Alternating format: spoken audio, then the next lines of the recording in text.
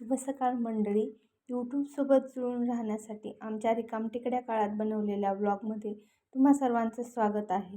प्रत्येकाच्या दिवसाची सुरुवात कोणत्या ना कोणत्या चांगल्या गोष्टीने होत असते. तसेच आमच्या दिवसाची सुरुवात हा सुंदर नजारा पाहून होते.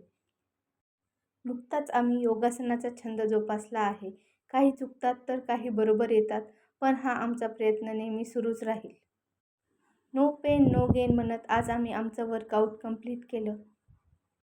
त्यानंतर मी घराच्या साफसफाईला लागले. आजकाल माझा सगळ्यात फेवरेट पार्ट हा स्किन केअर रुटीनचा आहे. गावाकडे झाडून व सडा झाल्यावर नित्यनियमाचा पाठ म्हणजे रांगोळी काढणे. तशी काही मला फारशी रांगोळी जमत नाही, परंतु आमच्या नणंदबाई अतिशय सुंदर अशी रांगोळी काढतात. त्यांना ठिपक्याची रांगोळी व बाकीच्या रांगोळीही खूप छान जमतात.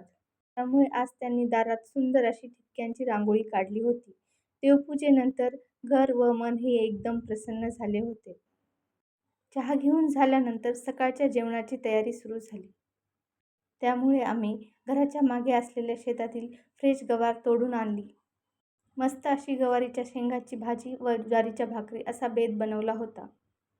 असं पाहिलं तर मला स्वयंपाक फारसा असा जमत नाही, परंतु लग्न झाल्यानंतर हळूहळू आता सवय होत आहे. भाकरी पण आता थोड्याशा जमू लागल्या आहेत, परंतु आजच्या भाकरी खरंच खूप छान झाल्या होत्या आणि फुगल्या पण होत्या. काही जणांना स्वयंपाक आवडतो तर काही जणांना स्वयंपाक जमतो म्हणून आवडतो. पण जर तुम्हाला लहान बाळ असेल तर तुम्हाला कंटिन्यूमध्ये कधीच स्वयंपाक करता येत नाही. एक तर भाजी करायला 1 तास लागू शकतो किंवा भाकरी करायला 2 तास लागू शकतात. असोत, मग ते बाळाचा थोडा टाईमपास बघून मी आजचा स्वयंपाक कंप्लीट केला. मग गल्लीत कशाचा गोंधळ सुरू आहे म्हणून बघायला गेली तर काय, मांजरीची 2 छोटी पिले भांडत होती.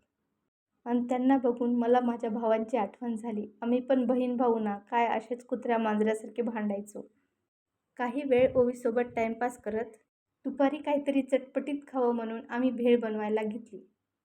यूट्यूबवर भेळ बनवायच्या रेसिपी बघून आम्ही पण एक रील बनवण्याची ट्राय केला, पण तो सपशेल फेल गेला. आम्ही भेळ तर बनवून खाल्ली, पण रील बनवायची राहूनच गेली. पण असोत, भेळ मात्र अतिशय चवदार झाली होती व आम्ही एकदम तिघांनीही फस्त करून टाकली. इव्हनिंगला आम्ही गच्चीवर जाऊन नेचर फोटोशूट केला. त्यात आमचा थोडासा वेळ गेला.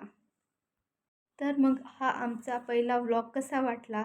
आवडला असेल तर नक्कीच व्हिडिओला लाईक व चॅनलला सबस्क्राईब करा व आमचा परिसर कसा वाटला हे कमेंटमध्ये नक्की कळवा.